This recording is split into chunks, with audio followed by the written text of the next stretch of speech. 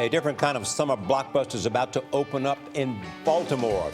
It is a massive new exhibit at the National Aquarium. Jeff Glor got an up-close look. Jeff, good morning. Charlie, good morning to you. An aquarium that costs a couple $100 inside your home is one thing. An aquarium that costs $13 million is different.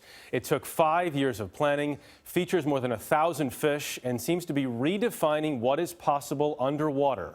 So we went for a swim. Inside this warehouse in Baltimore, Maryland, is an aquatic weigh station.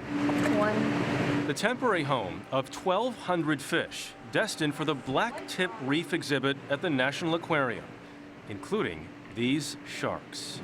You lead the way. Our guide here was Ashley Clues, whose job is to make sure all these animals currently living apart can one day live together. How many sharks in the tank with us right now? There are 20 blacktip reef sharks in here with us and a big black blotch stingray. To do that, Clues not only has to train these sharks not to eat fish they might in the wild, she also has to make sure they don't bite humans. They can actually sense your heartbeat vibration, so they can tell if you're comfortable, if you're anxious, if you're fearful. How do you train a shark? Much like a cat or a dog, they are very capable of learning even complex behaviors. They're very food motivated. Getting the animals ready, however, is only part of this project. There's also building the enormous tank. It is right in the middle of the aquarium, which was kept open during months of construction. This has not been an easy project. It's been a wild 8 months. John Rasinelli is the aquarium's CEO. It is a major undertaking to tear out the center of a major public aquarium that has 1.5 million visitors a year, rip out the bottom, fabricate an entire coral reef, and do it while the public is walking overhead. Part of an exterior wall was moved to make sure a huge viewing window could go up. We got a first-hand look. We're on the precipice. Yes, we are. There's nowhere left to go but in. Diving down below, it was hard to believe what we were swimming in was entirely man-made. 260,000 gallons of salt water in the tank are brewed on site, a mix so popular it's sold to other aquariums. And then there's the 3,000 pieces of coral, all of it painstakingly crafted by human hands.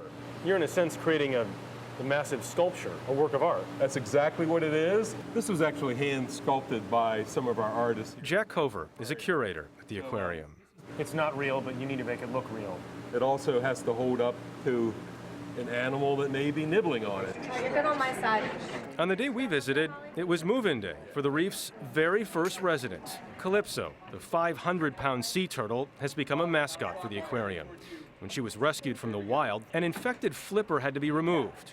She's been handicapped ever since, and away from the exhibit since September. Her return was big news in Baltimore. She can still swim good with her one flipper gone. Calypso quickly began nibbling on the coral. And since then, she's gotten a few more notable neighbors. When people come here after the exhibit opens, what do you hope they get out of it? A reef like this would have taken literally hundreds of years to have developed. The main message we're trying to teach people is that coral reefs are stunningly beautiful, they are incredibly fragile, and they are imperiled.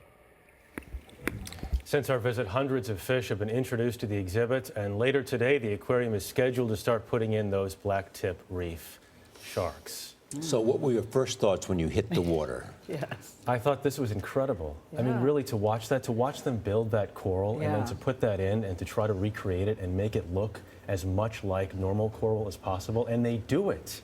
It is extraordinary to go down there.